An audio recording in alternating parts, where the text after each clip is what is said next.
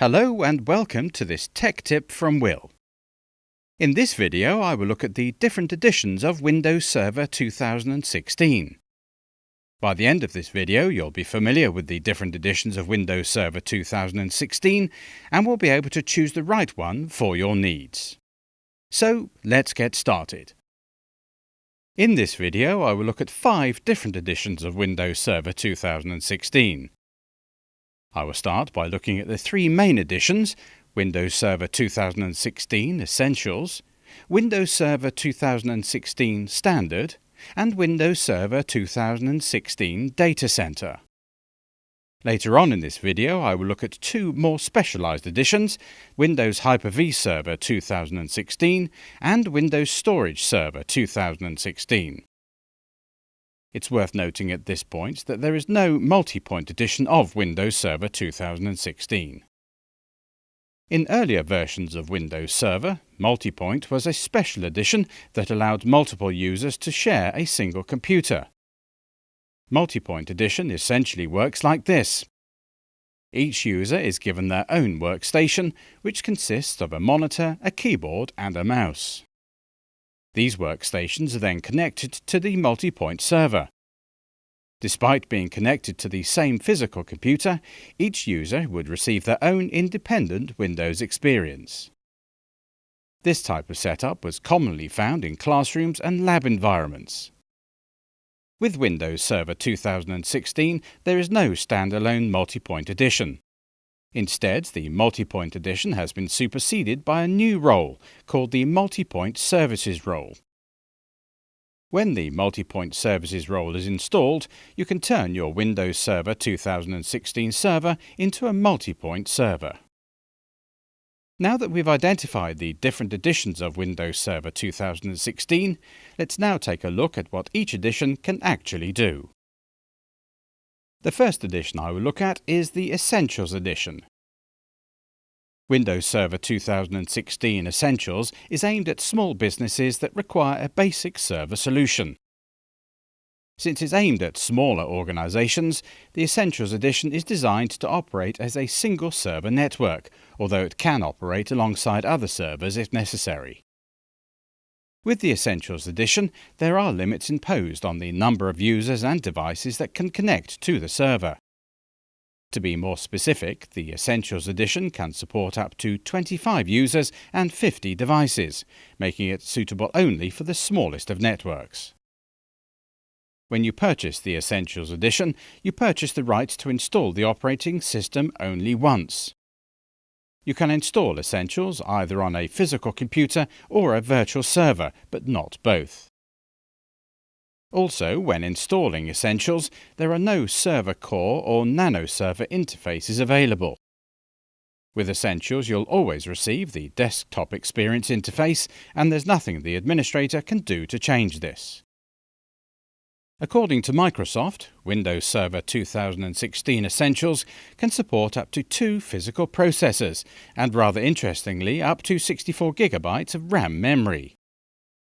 The reason why I say interestingly is because, in my opinion, this memory limit is extremely low. Considering that even Windows 10 Home Edition can support up to 128 GB of RAM memory, 64 GB is an interesting limit. Why Microsoft decided to release a server operating system with such low memory scalability, I have no idea. When choosing to deploy Windows Server 2016 Essentials, some of the questions you should ask yourself are: do I need server core or nano server? If you do, the Essentials will not meet your needs. Is the business likely to expand past the 25 user and 50 device limits? If the answer is yes, you could find Essentials too limited. Also, keep in mind the 64 GB limit on RAM memory. If the server is running memory-intense applications like SQL or Exchange, for example, Essentials may struggle to cope with the workload.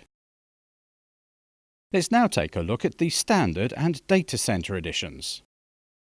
Since these editions are quite similar, I will look at the 2 of them together. Windows Server 2016 Standard Edition is aimed at small to medium-sized businesses that require a small virtualized infrastructure. Windows Server 2016 Data Center Edition, on the other hand, is designed for very powerful servers and is suitable for highly virtualized environments such as data centers and large enterprises.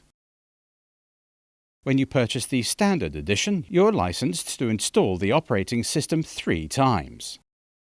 One of these installs is permitted on a physical server, whilst the other 2 can be used for virtual servers. Understand, though, in order to stay compliant with Microsoft licensing, all 3 of these installs must be running on the same physical server. You cannot purchase a copy of Windows Server 2016 Standard Edition, install it on a physical server, and then install the 2 virtual instances on a different physical server. All 3 installs must be running on the same physical server. If you later require more virtual instances, you'll have to purchase another Standard Edition license, which would permit a further 2 instances to be created. The Data Center Edition works in a similar manner. When you purchase a data center license, as with the Standard Edition, you can install Windows Server 2016 just once onto a physical server. However, once installed, the Data Center Edition then permits an unlimited number of virtual machines to be licensed on that physical server. In other words, you can create as many Windows Server 2016 virtual instances as you want on that physical server at no additional cost. In order to get the most out of your licensing, Windows Server 2016 Data Center Edition is typically installed onto very powerful servers that can accommodate multiple virtual machines.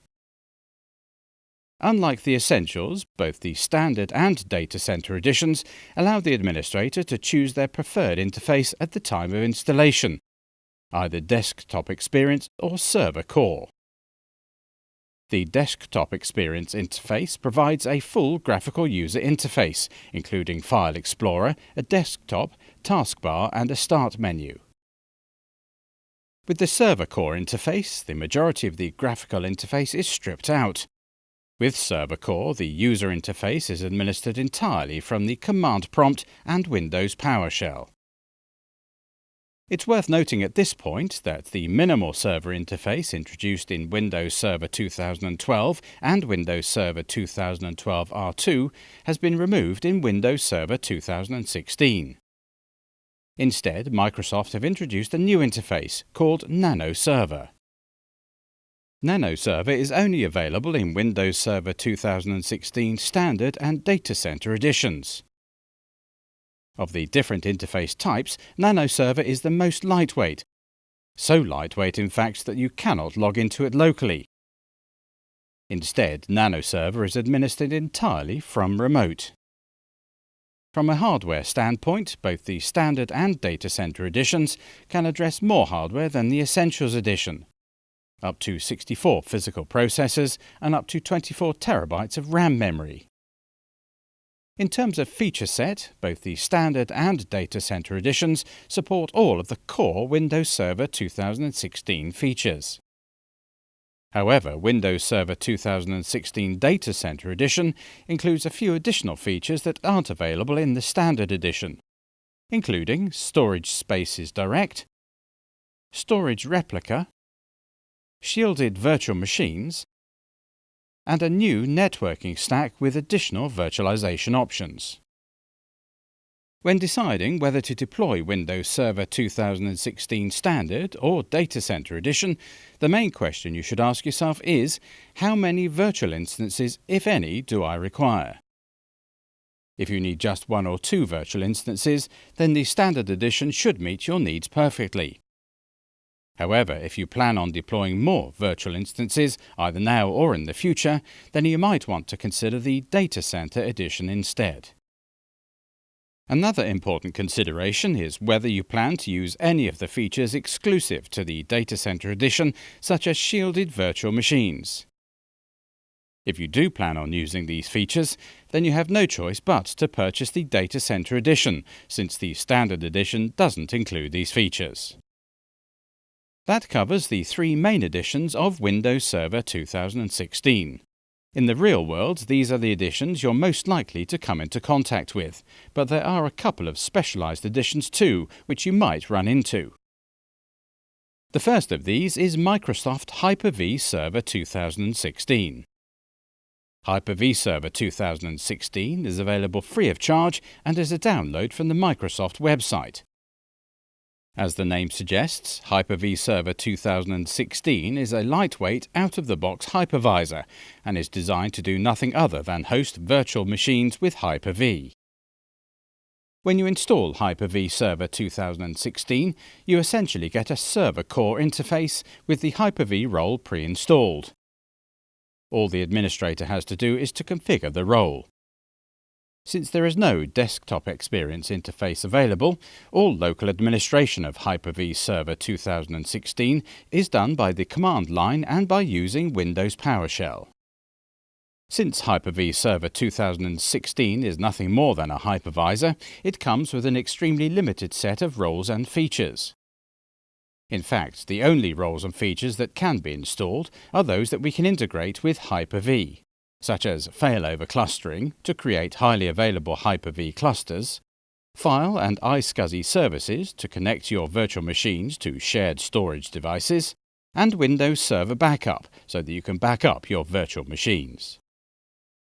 It's also worth noting that Hyper-V Server 2016 can be installed completely free of charge and requires no licensing whatsoever.